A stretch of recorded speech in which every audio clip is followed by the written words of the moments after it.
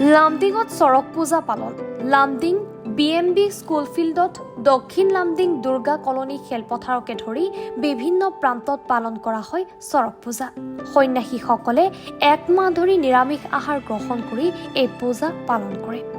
বঙালী মানুহে আদি যুগৰ পৰা পালন কৰি আহিছে চৰক পূজা।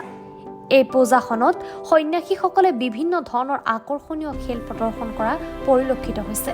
চৰক পূজা তথা আকৰ্ষণীয় খেল চাবলৈ বিভিন্ন প্ৰান্তৰ পৰা হাজাৰ হাজাৰ ভক্তৰ সমাগম ঘটে।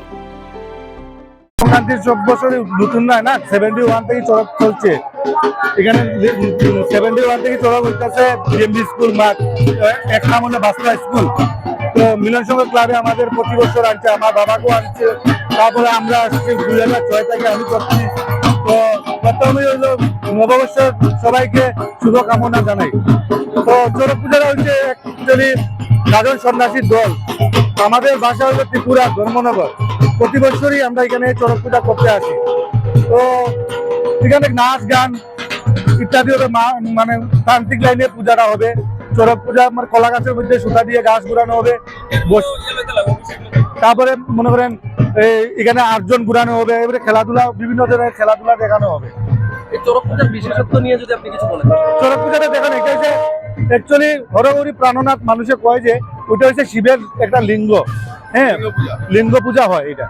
তো এটা হরগৌরী প্রাণনাথ এগুলো কোয়া হয় শিবের লিঙ্গ দিকে। একটা উপরে হইলে মায়ের মাথা, নিচের অর্ধেক অংশটা হচ্ছে বাবার লিঙ্গ। তো এটা শিবলিঙ্গের পূজা হয় এই চৈত্র সংক্রান্তি। ধরনের হয় অনেক বিভিন্ন ধরনের শ্মশানে এগুলা আমরা যখন পূজাতে যাই, কাল যেমন 13 তারিখে আমরা গিয়েছি পূজাতে, তখন এগুলা নিয়ে আমরা খেলাধুলা হয়। হ্যাঁ, কতদিন ধরে আমার আজকে 33 বছর এই চড়ক পূজাতে। আপনাদের এই পূজার মানে আয়োজন কতদিন থেকে থাকে? আয়োজন তো মোটামুটি এই যে চৈত্র সংক্রান্তি স্টার্ট হলো 2 মাস চলে আমার।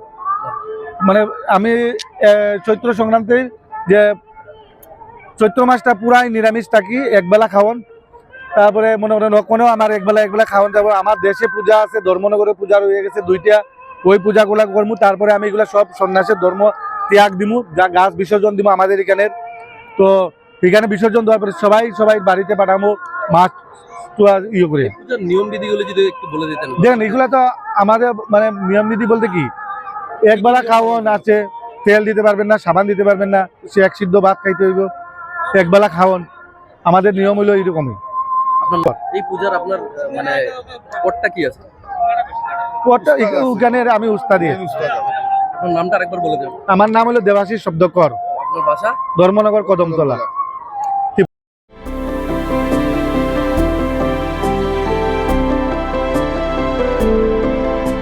লামডিঙৰ পৰা অভিষেক চৰকাৰৰ ৰিপৰ্ট, এনি ভাৰত 24।